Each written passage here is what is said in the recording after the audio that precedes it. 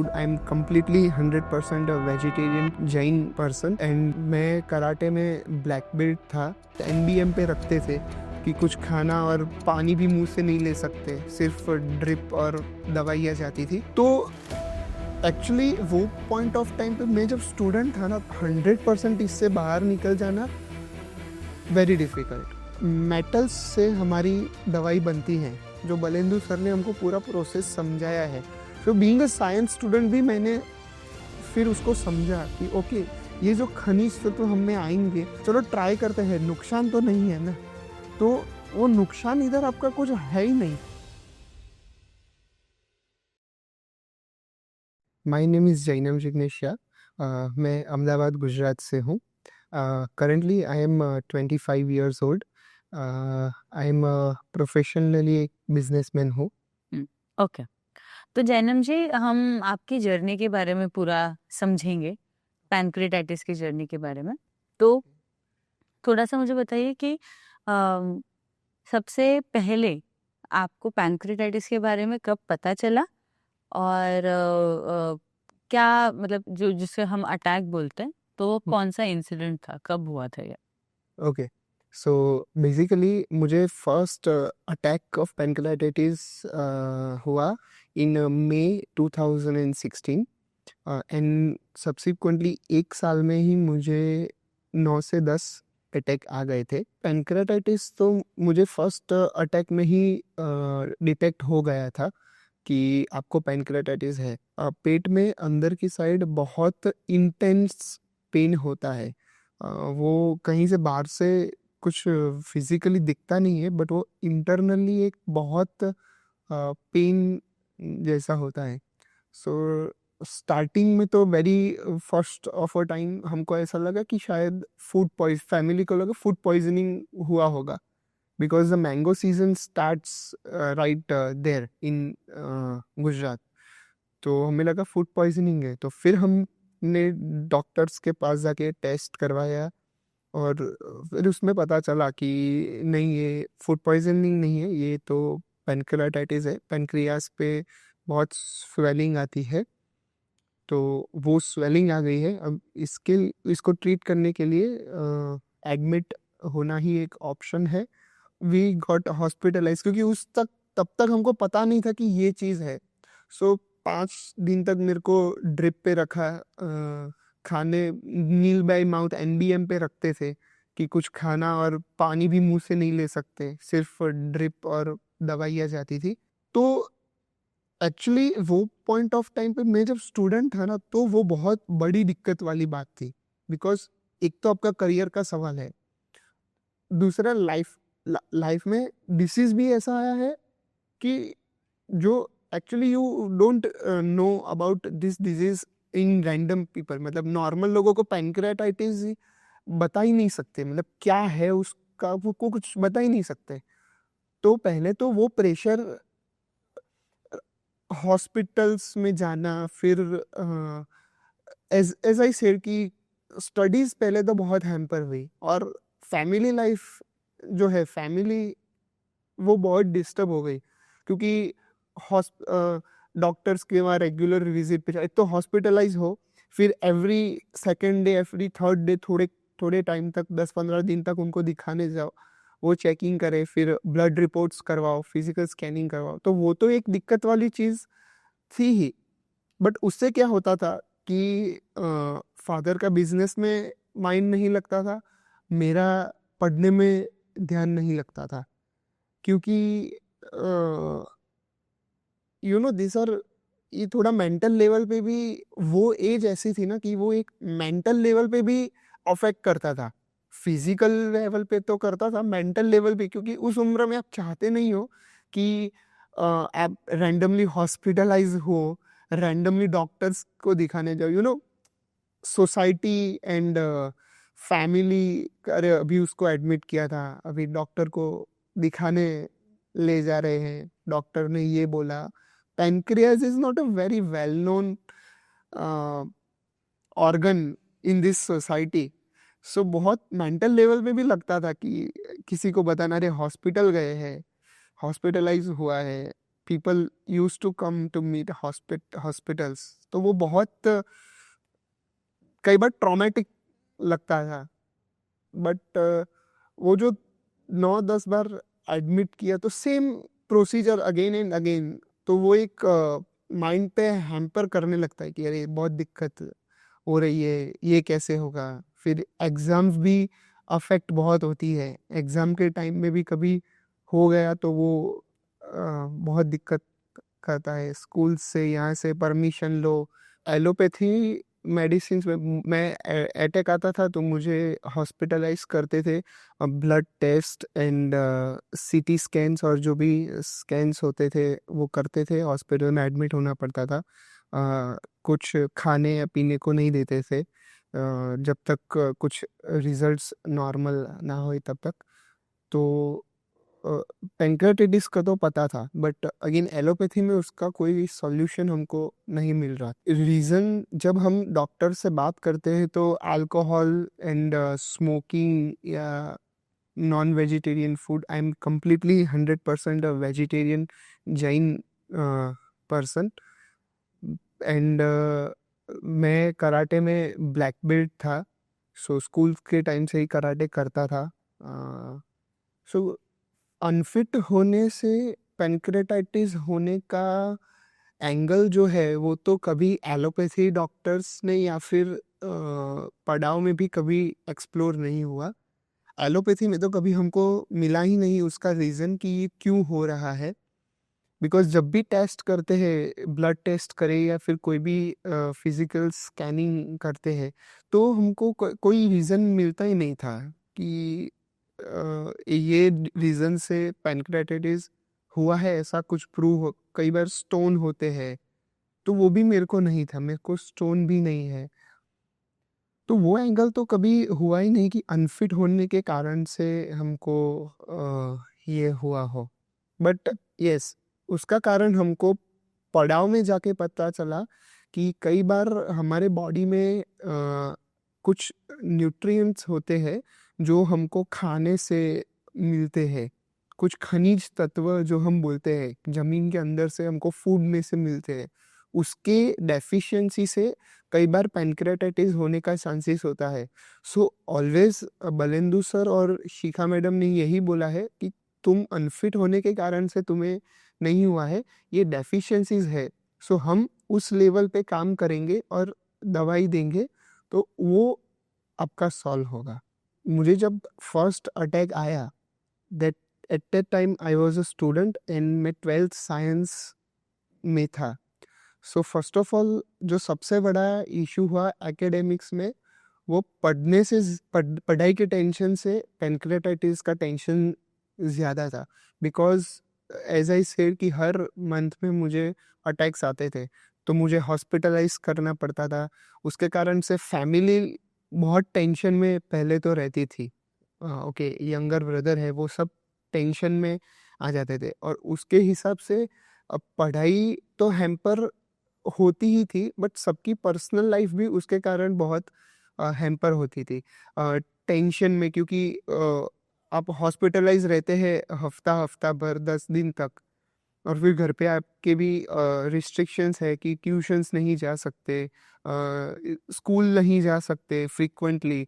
जो नेसेसिटीज़ होती है एक स्टूडेंट की पढ़ाई के लिए, वो सब रिस्ट्रिक्टेड हो जाती है। तो वो एक उसका मेंटल प्रेशर जो है ना, वो अ, वो अंदर ही फील होता है कि चलो दवाई तो एक लेवल पे चल रही है, उसका काम अलग हो रहा है, बट इधर का जो अंदर जो टेंशन चलता है ना, वो बहुत पियर्स लोग ही एक्सपीरियंस कर पाते हैं।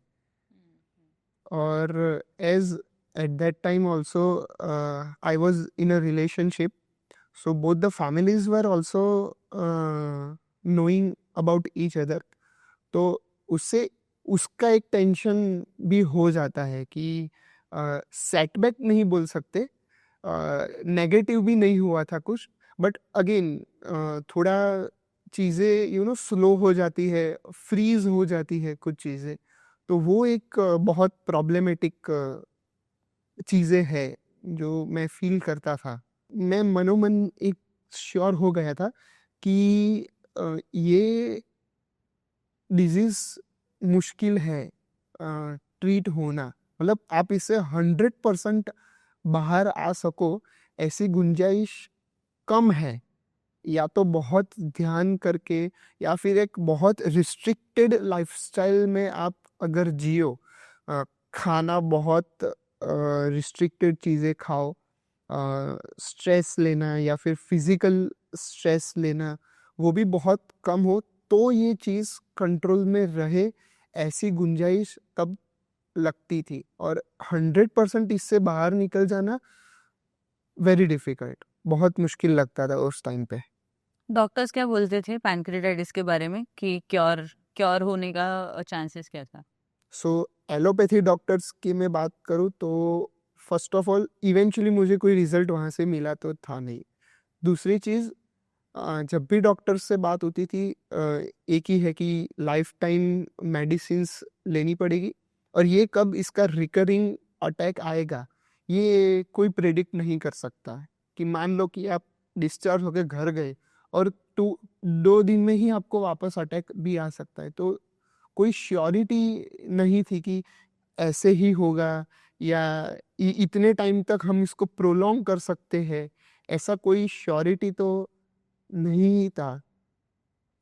एंड क्योरेबिलिटी के लिए तो वो तो बहुत दूर की सवाल था कि ये 100% क्योर हो जाए, क्योंकि हमको कोई रीज़न ही नहीं मिल रहा था ना कि ये रीज़न है तो हम इस पे काम करेंगे, बट रीज़न ही नहीं है तो हम क्या सॉल्व करेंगे। सो लाइफस्टाइल ही एक था कि ये लाइफस्टाइल जियो, ऐसा करो तो ही आप ऐसा कर पाओगे। सो पड़ाव के बारे में मुझे एक आउट ऑफ इंडिया से रेफरेंस मिला था कि यहाँ से मुझे आउट ऑफ इंडिया से रेफरेंस मिला कि पड़ाव एक क्लिनिक है जो स्पेशली पेनक्रेटाइटिस को ट्रीट करता है। तो फिर हमने उस टाइम थोड़ा उस पे गूगल किया कि ये क्या है, क्या ट्रीट करते हैं, क्या फॉर्म ऑफ, जैसे एलोपैथी आयुर्वेदा है, क्या फॉर्म से ट्रीट करते हैं। तब पता चला कि आयुर्वेद में एक टेक्निक है, उसको रसा शास्त्र बोलते हैं। So being an young guy मुझे भी बहुत उत्सुकता थी और प्रॉब्लम्स तो फेस कर ही रहे थे। तो फैमिली ने सब साथ में बैठ के रिसर्च किया, और फिर जो रेफरेंस था, एक्चुअली द पॉइंट इज, जो जहाँ से हमें रेफरेंस मिला था ना, वो that was a very very reliable और ट्रस्टवर्दी रेफरेंस कि इसने बोला है ना। तो मेरे को एक अच्छा बात ये थी कि मेरे को जहाँ से रेफरेंस मिला था ना वो हमारे फैमिली के काफ़ी नज़दीक थे। तो उन्होंने जब बोला ना तो हमने उस पे काम करना बहुत फास्ट चालू कर दिया था। इमीडिएटली नेट पे सर्च किया, फिर वहाँ पे भी फ़ोन किया था। तो उन्होंने हमको वहाँ से ट्रीट हुए 2-3 पेशेंट्स का कॉन्टैक्ट डिटेल्स दिए। एक में से अहमदाबाद के ही थे, तो उनसे भी बात की कि क्या है, कैसे है। तो उनका रेफरेंस, मतलब उनसे बात करके हमें पता चला कि हाँ, प्रॉब्लम्स तो यही है, यही मल्टीपल टाइम हॉस्पिटलाइजेशन, खाना, ये वो सब रिस्ट्रिक्शंस, पेन, फ्रीक्वेंट पेन्स, तो यही है। तो वहाँ से पता चला कि वहाँ से ट्रीट होते हैं। सो हमने अ, अ, उस पे जाना कन्फर्म किया कि हाँ भाई, अभी तो हमें पड़ाव से ट्रीटमेंट लेना ही है, कन्फर्म है। तो और मुझे प्रॉब्लम ये आया था कि मेरे को जब पता चल गया था ना कि अभी हमने कंफर्म किया है, उसी के नेक्स्ट मंथ मेरे एग्जाम्स थे।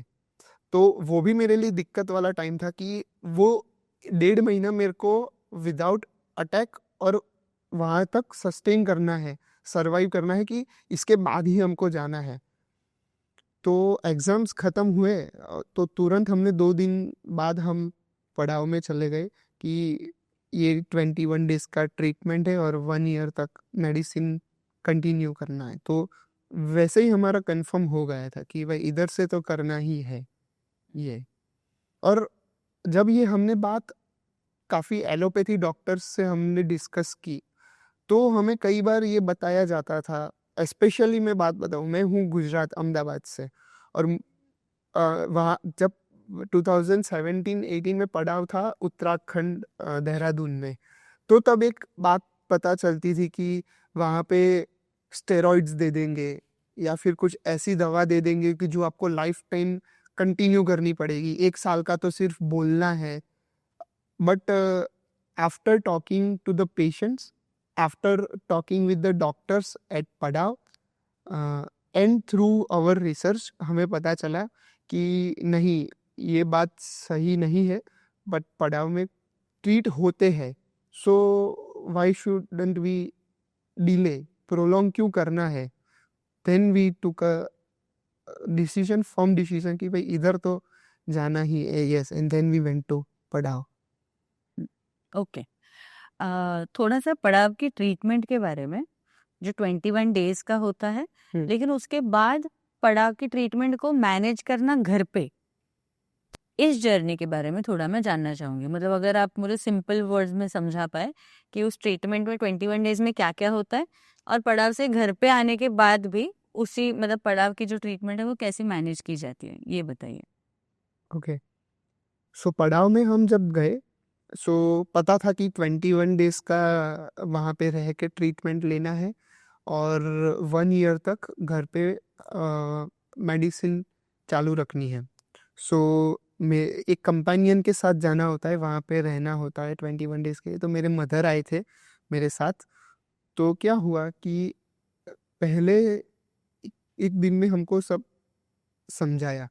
तो ट्रीटमेंट में क्या होता है कि 10 to 6 evening, night 10 to morning 6 आपको प्रॉपर स्लीप लेनी है। देन उठ के drink water, go for a walk, then have a breakfast at 8 o'clock, have paneer, 100 grams of paneer in breakfast. फिर 11 बजे थोड़ा खाओ, 1 बजे लंच ले लो, 4 बजे हाई टी जैसा नाश्ता हल्का फुल्का ले लो। अगेन एट 6:37 आप डिनर ले लो। एट नाइट 9 o'clock हल्का दूध या जो आइटम्स हमको दिए थे कि ये खाने हैं इवनिंग 9 o'clock में, वो खा के आप सो जाओ। सो बेसिकली 21 डेज में हमको सर मलिंदु सर और शिखा मैडम अपनी गाइडेंस में रखते हैं कि ये 21 डेज के लिए आप ट्रेन हो जाओ। ओके, मैं बेसिकली इसको एक ट्रीटमेंट नहीं मानता, मैं इसको लाइफस्टाइल के जैसे देखता हूँ कि ये एक लाइफस्टाइल है जो आपको फॉलो करनी है। ट्रीटमेंट में वैसे कोई दवाई ही देते थे और खाना ही देते थे नॉर्मल।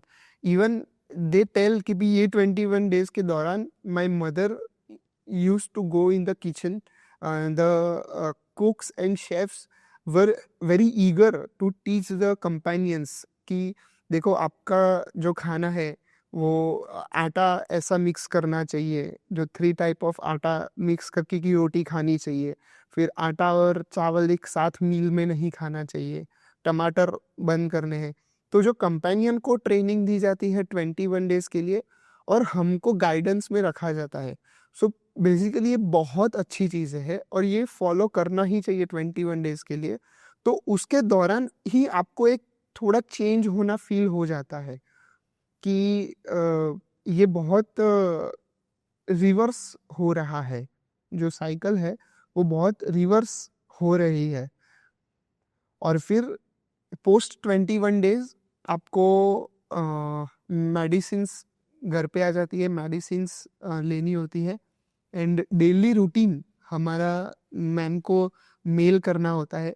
एंड एक बात कि हमारा डेली रूटीन वहाँ पे वो चेक करते हैं और उसमें जो प्रॉब्लम है वो हमको रिप्लाई आ जाता है कि ये आपने कल गलती की है तो इसको आप कल से सुधारिए। एंड आई रिमेम्बर कि 1 साल में मेरे से 3 या 4 बार मिस्टेक हुई थी एंड वो चारों बार मुझे मेल आए हैं कि ये आपने गलती की है, आप ये इसको सुधारो। तो ऐसा नहीं है कि हमने मेल भेज के छोड़ दिया।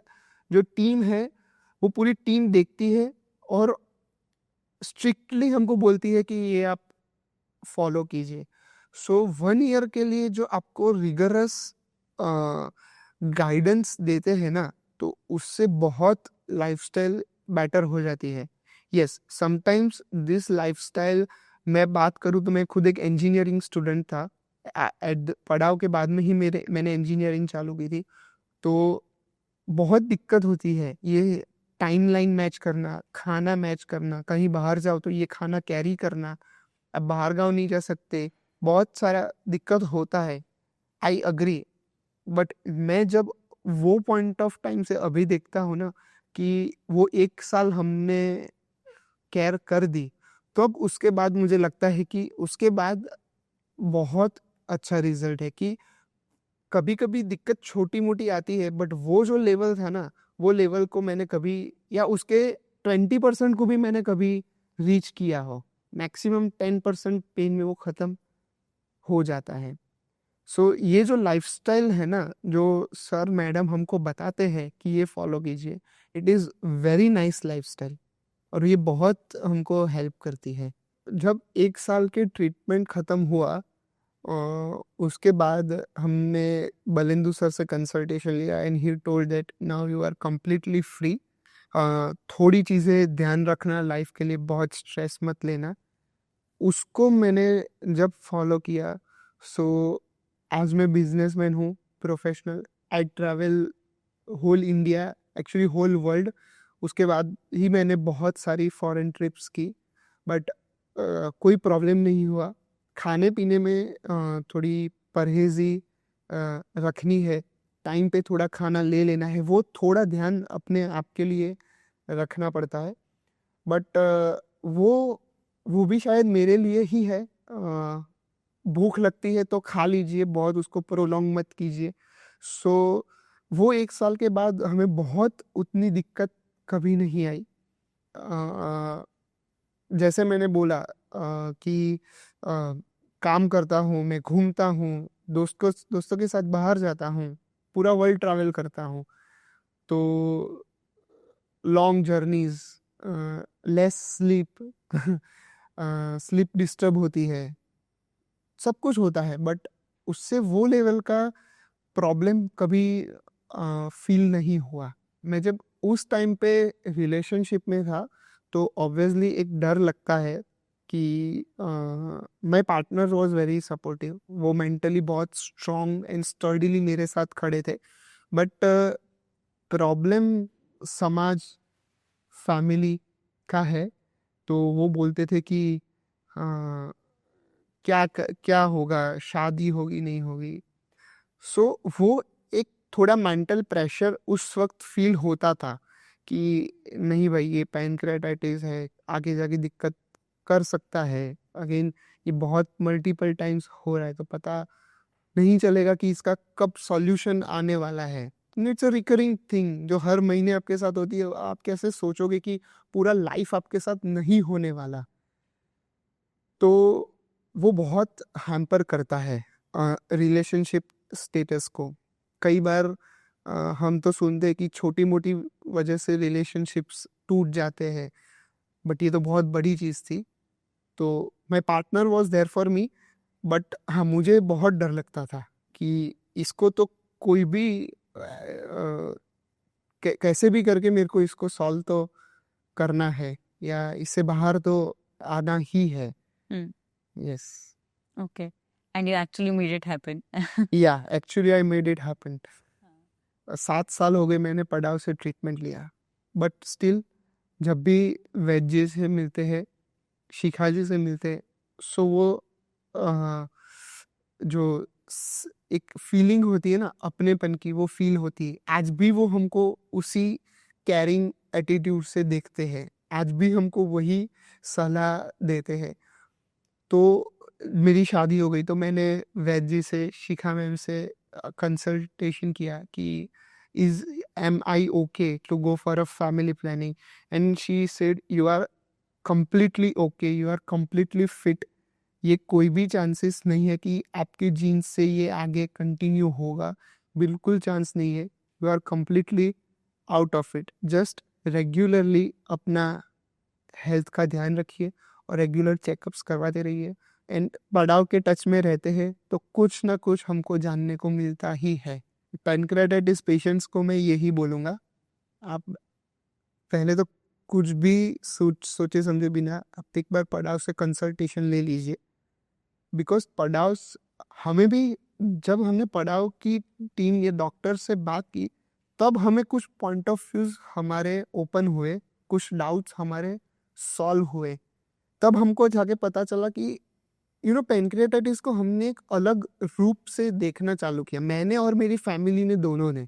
अभी तक हम जब तक मैं एक एलोपैथी ट्रीटमेंट के अंडर था, तब हम इसको एक डिजीज़ की तरह ही देखते थे। बट जब हमने डॉक्टर से बात की, तो पूरा एक अलग पॉइंट ऑफ व्यू हमें मिला।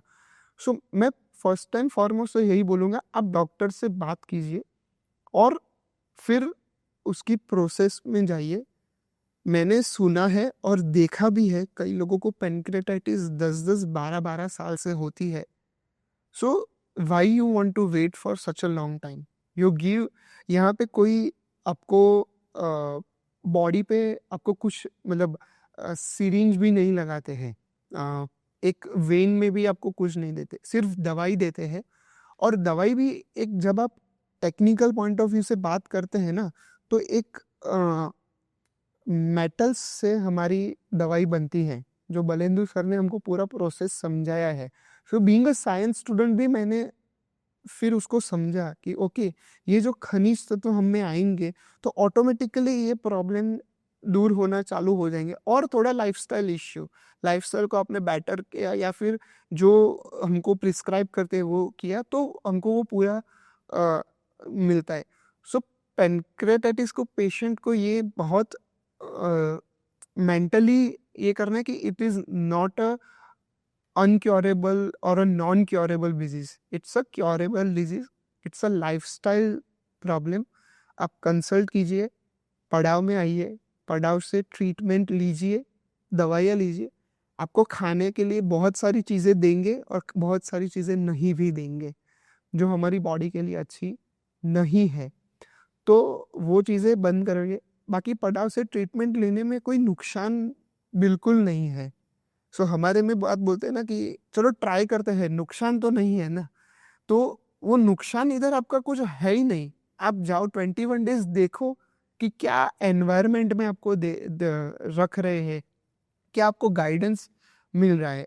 एंड अगेन, जो मैं एक पेशेंट हूँ, मैंने जो एक पैनक्रेटाइटिस को देखा है, और जो भी पेशेंट्स देख रहे, वो अपना पैनक्रेटाइटिस महसूस कर रहे, देख रहे, तो उनको पता है कि जो हम सुन रहे हैं और जो हमको गाइडेंस दे दिया जा रहा है, वो हाँ हमारे लिए अच्छा है, प्रॉपर है। So I insist and I request कि पड़ाव से पैनक्रेटाइटिस का ट्रीटमेंट लेना ही चाहिए।